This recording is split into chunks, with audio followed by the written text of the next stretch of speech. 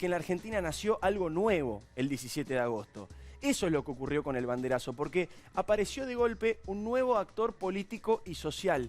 Tal vez comenzó la construcción de una nueva fuerza política, de una nueva coalición, de un nuevo partido. ¿Por qué no?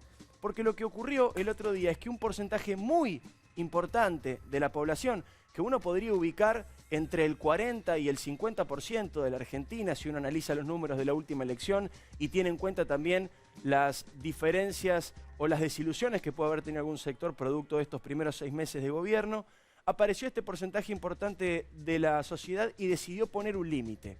Decidió salir a la calle.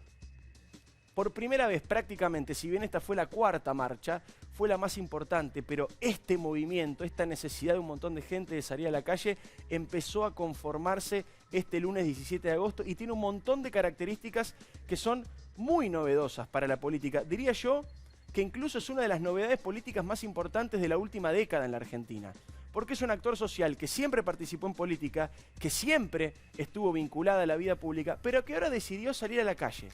Y decidió salir a la calle a su manera, a su modo, de una forma totalmente distinta a la que estamos acostumbrados, que ahora en un ratito vamos a compartir también. ¿Qué fue lo que motorizó esto? Bueno, un montón de elementos que están jugando hoy en la Argentina. Por supuesto, tiene que ver el hartazgo con respecto a la situación vinculada a la cuarentena. Tiene que ver con que un gobierno no peronista terminó su mandato después de años en la Argentina. El último que había terminado su mandato, lo digo siempre, había sido Marcelo T. de Alvear. La Argentina así de pobre estaba desde lo institucional y pasó algo cuando terminó Mauricio Macri su mandato. Se cumplió un mandato no peronista después de muchísimos años en la Argentina. Y sobre todo lo que está pasando es que este sector de la sociedad se dio cuenta que los intereses particulares y oscuros de Cristina Kirchner estaban siendo más importantes que los intereses de toda la sociedad. De golpe era más importante expropiar Vicentín que la pandemia. Era más importante liberar presos que dotar más al personal de salud. Era más importante, o es más importante todavía, reformar la justicia que responder a este aumento de casos y de contagios y de muertos que hay en los últimos días en la Argentina. La gente eso lo notó y por eso decidió salir a la calle. Pero te decía que en la Argentina estamos muy acostumbrados a ver gente en la calle. Lo que pasa es que no estamos acostumbrados a que sea de esta forma, de una forma tan particular. Una manifestación, una marcha, un banderazo al cual nadie convocó orgánicamente, en donde no hubo consignas obligatorias, no hubo una consigna predigerida que regía todo, sino que cada uno salía a reclamar por lo que le parecía correcto, por lo que le parecía justo. No había ningún aparato detrás que estuviera movilizando y por lo tanto no hubo un sector homogéneo reclamando y manifestándose el lunes 17 de agosto. Todo lo contrario, se dio un fenómeno pocas veces visto en la calle en la Argentina. ¿Cuál es ese fenómeno? Que había diferentes representantes de las diferentes clases sociales reclamando cosas distintas. Porque cada uno decidía por qué salir. Entonces vos tenías a un sector de clase más alta, de la sociedad, con las necesidades básicas más satisfechas, que salió a pedir por libertad, república, iniciativa privada, progreso, respeto a la Constitución. Después tenías otro sector de una clase media por ahí más sacrificada, que lo que salió a reclamar es poder trabajar, salió a reclamar ayuda, salió a explicar que está sufriendo una de las peores crisis económicas de la historia y salió a decir que por lo menos, ya que estamos en esta situación, no los culpen y no los reten por querer trabajar. Pero además tuviste un tercer sector en la calle, un sector de clase social más baja, sobre todo en el conurbano bonaerense, que salió a reclamar por la inseguridad, porque están sufriendo todos los días una de las peores crisis de inseguridad de la historia y tiene que ver también con el manejo de la cuarentena. ¿Y sabés qué pasó también? Salieron muchos jubilados a reclamar por el recorte en las jubilaciones, que en la campaña le habían prometido que iban a aumentar un 20% y finalmente terminó ocurriendo todo lo contrario.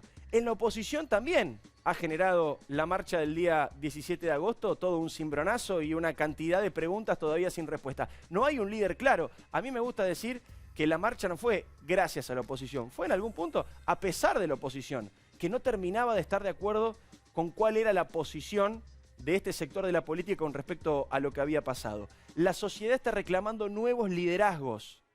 Este sector de la sociedad está reclamando un liderazgo claro y todavía no se lo termina de ver. ¿Cuál fue la respuesta del gobierno a la marcha? Lo primero que pasó es que la analizó mal el gobierno. La analizó con todos sus prejuicios que atrasan, no sé, digamos, 50 años. Oligarcas, viejos, como si fuera algo malo, ser un adulto mayor, tienen plata, como si fuera algo malo, y encima los culparon de los contagios, los culparon de todo. Las reacciones del oficialismo fueron, si no fuera trágico, algunas serían cómicas. Primero decían que no fue nadie a la marcha. Después, cuando se dieron cuenta que era nada, muy pueril esa excusa y que evidentemente hubo mucha gente manifestándose, fueron por la contraria. Dijeron, hay tanta gente que es un riesgo sanitario descomunal. Pero además, lo que hicieron desde el gobierno oficialmente y también desde algunos periodistas que trabajan en ese sentido fue perseguir, hostigar, atacar a muchos de los que habían ido. ¿Saben con qué se la agarraron? Con los autos que tenía la gente. Porque había un par de Audis, había un par de autos de alta gama o de autos importados en la manifestación. Esa es una de las señoras, por ejemplo, que recibió uno de los ataques por estar manejando un auto importado. Es muy curioso lo que pasa en la Argentina, porque si vos tenés un Audi, porque laburaste, sos un oligarca que no merece ningún derecho. Ahora, si tenés un Audi porque te robaste la plata del Estado, sos un campeón del mundo y un héroe de la nación. Están raros los valores, están raros los valores en la Argentina. ¿Sabe por qué además está raro? Porque esta mujer habló con Infobae, habló también con Martín Candalaf de la producción de este programa. Y le contó que tiene un merendero solidario esta mujer, que ayuda a los que no pueden comer. Y salió a manifestar con su auto. ¿Qué problema hay? ¿Qué problema hay? ¿En qué va a ir? Fue en su auto y salió a manifestar. La atacaron. A muchos le buscaron en las patentes. Uno que andaba buscando en las redes dice, este debe patente, decía uno. Bueno, le buscaron a ese y debía multa por exceso de velocidad, que es mucho más peligroso que deber una patente. Locura, persecución, hostigamiento permanente. Fíjate lo que pasaba. Escuchá a esta comerciante, por ejemplo, una nota espectacular de Mercedes Ninzi que hizo para Radio Mitre. Corina se llama. Tiene un comercio en Avenida Corrientes al 2300. Es desgarrador lo que cuenta, míralo. Nosotros hemos decidido no abrir más y la verdad es que fue insostenible, tan insostenible que tomamos la decisión de cerrar para no abrir nunca más, con lo que implica un alquiler, un alquiler importante de 250.000 pesos, con empleados que hay que indemnizar como corresponde doblemente, con todo lo que implican los gastos de cerrar. No es sostenible ni remontable de ninguna forma. Este país nos hundió, este gobierno nos hundió. Es triste la situación de esta mujer porque no es ni oligarca, ni superempresaria, ni magnate, simplemente tiene un negocio de toda la vida, paga un alquiler exorbitante y no puede seguir. Tiene que indemnizar a los empleados. Esta mujer es víctima y los empleados de esta mujer también son víctimas y también la están pasando mal y ninguno de ellos quiere contagiarse, eso lo podemos asegurar. Otro que salió a hablar muy fuerte fue Juan Grabois, lo mencionábamos recién como parte de uno de los personajes más importantes que rodean al kirchnerismo. Juan Grabois también. Juan Grabois, digamos, que se dedica básicamente a cortar calles, a fomentar la toma de tierras, a fomentar el comercio ilegal y a defenderlo, dijo que había que multar a la gente de la marcha, que había que buscar las patentes y multarlas. Le respondió con sentido común Oscar Ruggeri. Hoy lo escuchaba a Grabois que dice que que ayer la gente, o cuando salió la gente, eran todos los de Audi y Mercedes-Benz. Y yo le digo a Grabois que yo tengo una RAM. ¿Cuál es el problema, Grabois? Jugué 20 años al fútbol, me rompí el orto 20 años, Grabois. ¿Cuál es el problema que tenga una camioneta o que tenga un auto? Si lo trabajó bien y se lo ganó bien. ¿Cuál es el problema, Grabois? Que nos cortás la calle todo el año. Todo el año voy a trabajar y me cortás la calle. Que no me dejás ir a trabajar. A ver, dale, déjense de joder. Áspero, Ruggeri, como cuando te marcaba en los corners, te digo, pero con absoluto sentido común está invitado al programa, por supuesto, Oscar Ruggeri. Quiero hablar de otra personalidad, en este caso no del deporte, sino de la cultura en la Argentina. Y es el señor Luis Brandoni. Porque también desde el gobierno, para deslegitimar la marcha, intentaron humillarlo, porque no se lo puede humillar a Brandoni, pero intentaron humillarlo, intentaron atacarlo. Intentaron hacerle burla porque llevaba un flota para mantener la distancia social. Y yo les quiero tratar de explicar en mi humilde mirada por qué siento que al gobierno le duele tanto Luis el Beto Brandoni? Porque Beto Brandoni es todo lo que el gobierno no es. Porque Beto Brandoni toda su vida le dio todo a este país sin pedirle nada a cambio. Porque desde la cultura Beto Brandoni protagonizó películas de denuncia, películas que nos hicieron emocionar, enamorar. En el teatro la rompió siempre, en la televisión lo mismo. Un tipo querido por sus compañeros. Y como militante radical, jamás una denuncia por corrupción, jamás una mancha, jamás una mácula. Nadie lo puede acusar de ser antidemocrático. Siempre del lado de la libertad, siempre del lado de la democracia, siempre del lado de las instituciones.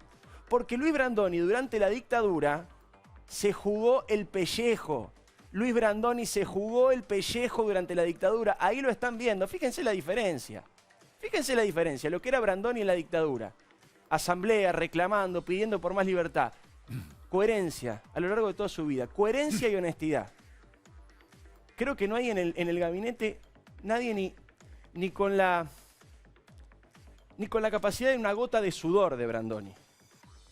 Y por eso es que Brandoni duele tanto. Porque Brandoni es la metáfora de lo que está reclamando esta gente. Está reclamando más libertad y más república. Un tipo intachable al que quiero mandar un abrazo y por supuesto toda mi solidaridad por los ataques que recibió. Hay algo también para hablar sobre el presidente de la Nación, Alberto Fernández. Alberto Fernández había dicho, cuando ganó, cuando la gente no esté conforme que salga a la calle a reclamar. Claro, pero en aquel momento pensaba en los suyos, en los que siempre salen a la calle, en los que lo votaron a él. Lo decía medio como quien dice algo porque sabía que no iban a salir. Pero bueno, ahora un sector de la gente le hizo caso y salió. Y Alberto Fernández se enojó muchísimo y dijo, a los que gritan no los vamos a escuchar porque los que gritan casi nunca tienen la razón. En las redes sociales, algunos con cierta maldad, es cierto, decían que los únicos gritos que acata Alberto son los de Cristina por la respuesta que le dio a la gente y a los manifestantes. No solamente se culpó a la gente por los contagios, sino que además el gobierno no tomó nota de nada de lo que pasó. Porque esto va más allá del 17 de agosto. Me refiero a la reforma judicial. Toda la oposición entera, incluso hasta los que muchas veces juegan de aliados con el gobierno, están diciendo que la reforma judicial les parece una barbaridad. Todas las personas que fueron invitadas al Congreso a hablar del tema, todas dijeron que les parecía mal o por lo menos inoportuna, de inoportuna para arriba. La gente salió a la calle a reclamar, che, por lo menos, ¿se puede discutir la reforma judicial? Al menos discutir, ¿simulamos una democracia un ratito por lo menos? Bueno, no, de ninguna manera, todo lo contrario. El gobierno fue con todo, el gobierno encendió los motores, aceleró la marcha y aprobó un dictamen para que se vote la reforma la semana que viene en el Congreso, que no existe, que desapareció y que acaba de aparecer ahora porque la oposición estaba diciendo, che, loco, por lo menos podemos leer el dictamen, mínimamente, ¿leemos el dictamen? Acaba de entrar.